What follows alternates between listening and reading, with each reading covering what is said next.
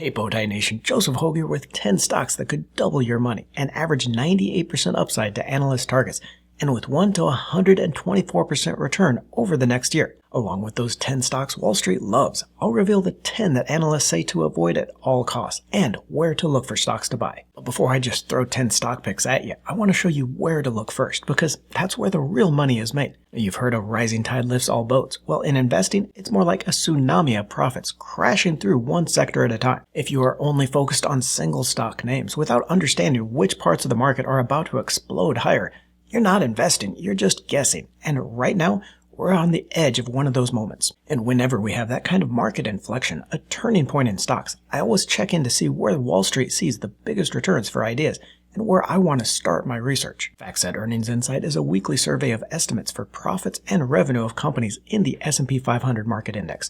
There are a lot of charts and graphs here, ways to look at the market, and it's a completely free resource to researching stocks. To find it, just Google FactSet Earnings Insight, and the current week's issue will usually be the first result, this PDF document. This was one of my favorite resources working as a professional analyst, digging into these charts and the analysis to find those biggest trends in the market.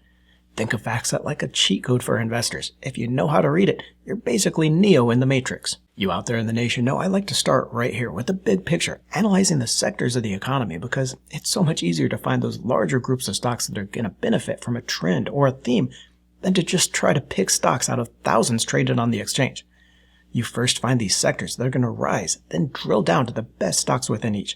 That way, even if you don't find the very best stock in a sector, you still know that that bigger trend of the sector's tailwind is going to take your stocks higher. And folks, I know it's a hell of a lot more work than just feeding you 10 stocks to buy, but I learned in the Marine Corps, you don't just run into the field guns blazing. You strategize, you look where the battle is heading, and that's what this sector analysis is for. And for that, we can start with the analyst estimates for sector level growth, and not just the absolute growth here, but the trend as well. This shows expectations for full-year earnings growth in each sector versus where those forecasts were at the start of the year. And at first glance here, that trend is ugly. From a weakening economy to tariffs and lower consumer sentiment, analysts have downgraded their forecasts for earnings in every single sector, but some haven't gotten hit quite as hard. While stocks in real estate, consumer staples, energy, and materials have seen profits forecasts cut in half, stocks in technology, healthcare, financials, and utilities are holding up relatively well. In fact, earnings forecasts for stocks in the technology and healthcare sector are not only the highest of the 11 sectors,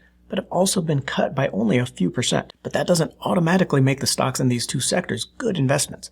We have to balance that earnings growth with valuations. How expensive are stocks in the sectors already, and does that leave much room for upside? Here we see the forward price-to-earnings ratios for stocks in each sector. Now that forward PE ratio is a way to measure how expensive a stock or a sector is. It compares the stock or all the stocks in that sector, their current price divided by what analysts expect the companies to earn over the next year. A higher ratio means investors are paying more for each dollar in earnings, which could mean the stocks are overpriced. And here we see the current PE ratio in dark blue against the long-term 10-year average in green. And the first thing you notice is that even after stocks have sold off over the last few weeks, they still aren't cheap against these long-term valuation measures.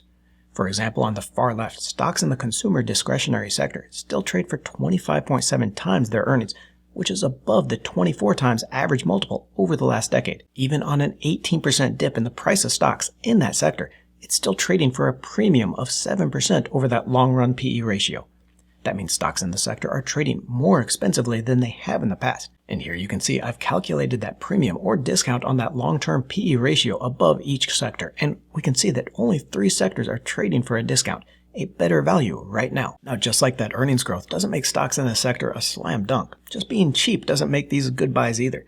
But if we look at the two charts together, we can start to find a balance between each. The easiest here is with healthcare, which is expected to post the second highest earnings growth of 18%, while also being one of the cheapest sectors relative to its long-term average. I've been highlighting healthcare stocks since January on this forecast for runaway growth and still low valuations, highlighting pharmaceutical names like Merck and Eli Lilly, along with CVS Health, ticker CVS, and insurers like Humana. These 3 least expensive sectors, real estate, utilities, and energy, aren't so easy a choice though, because earnings growth is expected to be pretty unamazing this year, with profits at real estate and energy companies even expected to grow less than the pace of inflation. And while tech stocks are still trading at a premium of 16% over their long-term valuations, the 4th most expensive sector in the market, that earnings growth is still really attractive. And I think you can still pick up some names in this sector. I highlighted 5 stocks from the tech sector in Wednesday's video, 5 stocks that could make millionaires in the bounce from this market crash. Names like Broadcom, ticker AVGO, which could become a $1.4 trillion company to my price target,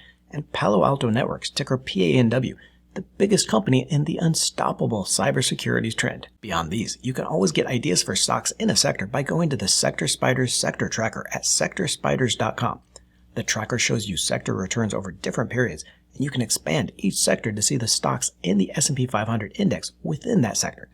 These are the largest companies in the US for each sector and a great place to start. For example, within healthcare, we see bellwether names like AbbVie, Eli Lilly, and CVS Corporation. Looking at our other focus sector here, technology, you see the individual returns here and solid growth stocks like Palo Alto and CrowdStrike Holdings. I'll reveal those 10 stocks to buy according to analyst estimates next, but if you've ever wondered what's in my portfolio or want to see the stocks I'm buying, you can now by joining me on the Blossom Social Investing app. This is the app we've been waiting for, created by investors and for investors. I just started using it last year and love the app for getting ideas and sharing my portfolio. This isn't just another investing app though. You can connect your brokerage accounts or just input your portfolio to track all your stocks in one place. You're going to see insights like portfolio percentages and average dividend yield across the entire group. You'll also be able to join more than 200,000 investors in the social feed to see what everyone else is talking about. I've shared my portfolio on the app, and it's totally free to download, so look for the special invite link I'll leave in the description and check that out. I love that top-down approach to investing, watching for the sectors that'll do well, pulling all the stocks within them higher. But I also like to check out the bottom-up stock picks by analysts, those companies expected to rise the most. As part of its survey, FactSet collects the target prices from analysts across all stocks, then compares the median prices against each for an average upside. And we see here the top 10 stocks by return according to Wall Street analysts. And here I've updated this with the current prices for each stock and the new higher return potential to target prices. Now we'll walk through some of these, but there is a big asterisk here you need to understand.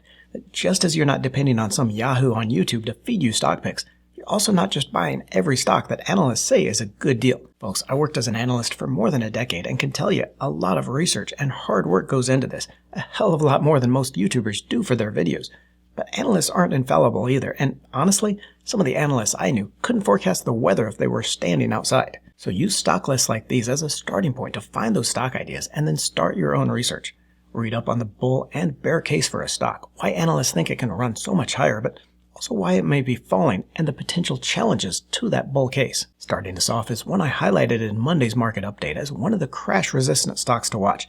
Shares of First Solar, ticker FSLR, here with a $250 price target by analysts, which would be more than double the current price. While First Solar is down 31% year to date, it's only down 5% since that tariff crash started in March because it's one of the tariff-resistant groups I talked about in Monday's video. The solar industry has been hit by a wave of bankruptcies, with more than 100 companies going out of business on new metering rules in California, and the Chinese dumping cheap panels on the U.S. market. Despite that weakness, though, the market for solar energy is expected to grow at a 15% annual pace through 2030, and First Solar has an opportunity to grab market share. It's already the market leader with an estimated 21% share of industry revenue according to IBIS World, and a healthy backlog of orders extending through the next 6 years. Deckers Outdoor, ticker DECK, may be the perfect example of why you need to research these before jumping into these analyst stock picks. That 123% upside looks tempting, but there is a big risk here if we look closer. Shares were doing well up until the tariff-related crash, but then plunged 53% since. And looking at the company's supply chain for products, we see China represents its biggest supplier of goods, followed by Vietnam, which now has a 46% tariff rate applied to it, along with China's 104% rate. Deckers is a very well-run company, and before the crash had produced a 633% return over the last 5 years. Unheard of in retail names, but that trade war will hobble this stock, and you need to be ready to wait it out if you're investing here. These airline picks, both United Airlines and Delta, both shares with 100% plus upside to price targets, are others I'd be wary of buying right now. Both Delta and United are well-run airlines, and the industry is benefiting from a drop in jet fuel pricing, but it's also an industry that seems constantly on the verge of bankruptcy. The U.S. Global Jets ETF, ticker JETS, a fund holding 50 stocks within the global airline industry, has gone nowhere over the last 5 years. Delta reported a strong quarterly profit and had a great day Wednesday, but is still down 17% for the last year. There may be still bounce-back potential in the airlines with United and Delta top picks in the group, but these are shorter-term trades rather than a stock you buy and hold. Nvidia Corporation is one of the few stocks in the top 10 here with an upside to target under 100%, but is likely one of the best stocks to buy on this recent sell-off. Shares are down 33% since the beginning of the year and a much better value. We'll have to wait until late May for Nvidia's earnings report, and I imagine they'll have to manage analyst expectations for full-year sales of $204 billion lower, but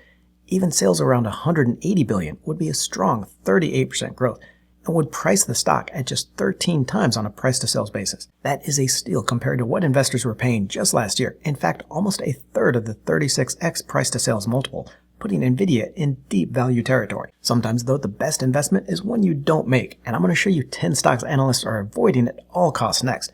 But nation, we're about to come into a market opportunity that could be a once-in-a-lifetime offer. If you haven't seen it yet, watch this video linked in the corner here, why the next 42 days could make you a millionaire, and the stocks that'll take you there. And this table shows the 10 stocks with the worst returns to the median analyst price target, but just like those 10 best stocks, there are two ways to read this. One is, yes, you need to understand the bear case against these stocks and why analysts think prices will go nowhere but down. But also, the fact that Wall Street hates these stocks may mean everyone that is going to sell has done so already.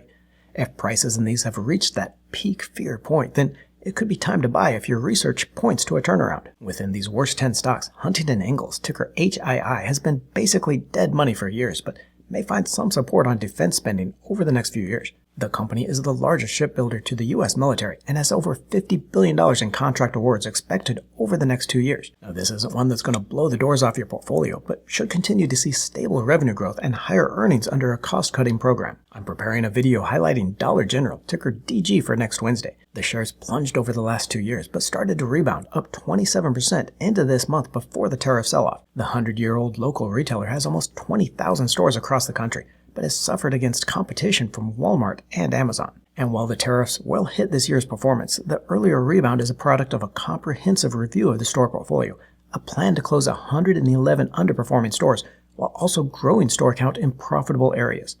Fourth quarter earnings saw revenue up 4.5%, with same-store sales up 1.2%, both well above last year's trends. Another odd call I have to disagree with here, the sell target on shares of Warren Buffett's Berkshire Hathaway, ticker BRKB. And while I've generally avoided shares here because it's basically just a value ETF with so many stocks here that you're getting that broadly diversified value fund, you cannot deny Buffett's long-term track record. BRK does tend to underperform both the S&P 500 and the NASDAQ index in those strong up markets, but more than makes up for it in the market crashes. Year-to-date, shares of Berkshire are still up 7%, while both indexes have fallen to bear market crashes of 20% or more, and the outperformance longer term is giant.